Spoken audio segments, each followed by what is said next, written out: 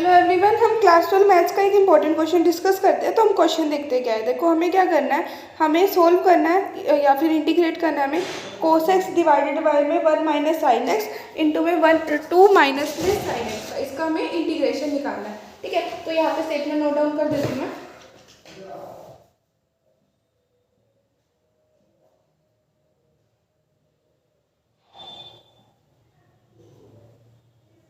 ठीक है, तो यहाँ पे देखो हम क्या करेंगे, साइन एक्स को हम टी लेट कर देते हैं। एक बार स्टेटमेंट को चेक कर लो, यही है।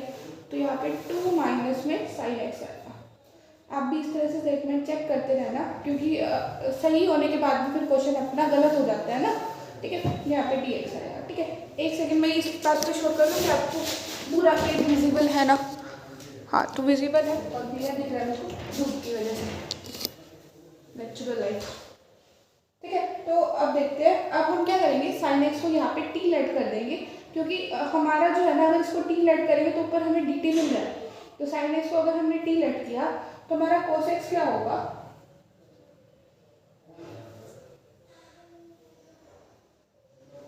डी टी बाय में डी एक्स। ठीक है, तो डी एक्स की वैल्यू क्या हो जाएगी, डी टी बाय में कोस एक्स। ठीक है, तो क्या होगा,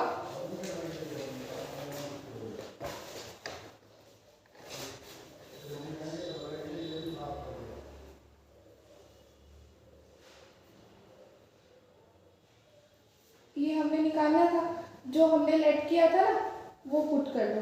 ठीक है, तो कोस एक्स हमारा क्या बना था, ये डी टी बाय में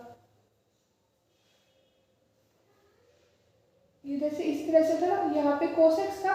ठीक है, डी एक्स की वैल्यू क्या थी, डी टी बाय में कोस एक्स। ठीक है, और इनटू में क्या था, 1 माइनस में टी, ये हमने टी लेट किया, और इनटू में 2 माइनस में टी। ठीक है, कोस एक्स से कोस एक्स कैंसिल। अब जस्ट हमें इसको सोल्व करना है, फिर फर्दर हम टी की वैल्यू पुट कर देंगे। ठीक है, इस तरह के क्वेश्चन में टी की वैल्यू पुट करना मतलब मत भूलना, जो हम अपनी तरफ से एज्यूम करते हैं ना उसको तो क्वेश्चन में एलिमिनेट करना ही करना होता है हमें। ठीक है ना, तो अपनी तरफ से हम जस्ट एक बार इजी करने के लिए एज्यूम करते हैं, लेकिन आंसर हमें उस टर्म्स में नहीं देना होता।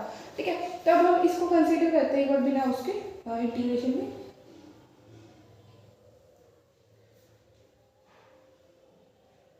ठीक है, इसको हम क्या लिख सकते हैं, 1 डिवाइडेड बाय में टी माइनस 1 इंटू में टी माइनस 2। ठीक है ना, मतलब माइनस माइनस प्लस हो जाएगा ना इस तरह से।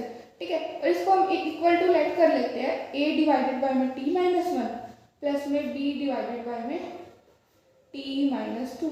ठीक है, थोड़ा सा इसको सॉल्व करते हैं हम, तो क्या होगा, 1 विल बी इक्वल टू क्या होगा, a इंटू में टी माइनस 2 प्लस में b इंटू में टी माइनस 1। ठीक है, तो दिस विल बी, यहाँ से क्या होगा, टी के कोफिशिएंट क्या होंगे, a प्लस बी, यानी कि a plus B is equal to क्या है, 0।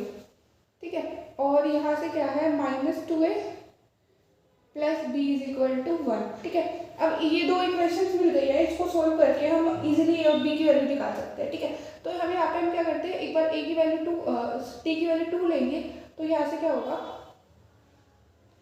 इस इक्वेशन में, वो तो आप किसी भी तरह से a और b की वैल्यू, चाहे इन दोनों इक्वेशन को सोल्व करके निकालो, चाहे मैं इस तरह से करती हूँ, मैं t की वैल्यू 2 लेट कर लेती हूँ।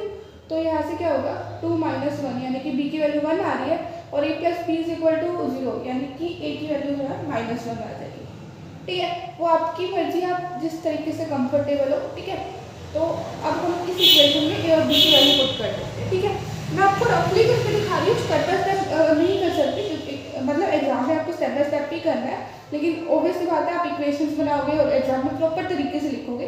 फिलहाल थोड़ा टाइम कम है, उसको सेव करने के लिए मैं ये कर रही हूँ। ठीक है, तो ये क्या था, 1 डिवाइडेड बाय टी माइनस 1 वाले फॉर्म में कन्वर्ट कर लिया था, टी माइनस 2। ठीक है, और 1 divided by T minus 1 minus में 1 डिवाइडेड बाय में यहाँ पे 1 आएगा और यहाँ पे t माइनस 2 आएगा, एक ही बात है वो, तो बाद में फर्क आ जाएगा। ठीक है, तो अब हमें इसका इंटीग्रेशन करना है ना, तो ये इंटीग्रेशन। ठीक है, यहाँ पे हमें पता है इंटीग्रेशन को हम अलग लिख सकते हैं। ठीक है, तो यहाँ पे dt लगा देते हैं। ठीक है, तो इंटीग्रेशन होगा यहाँ पे से होगा log ऑफ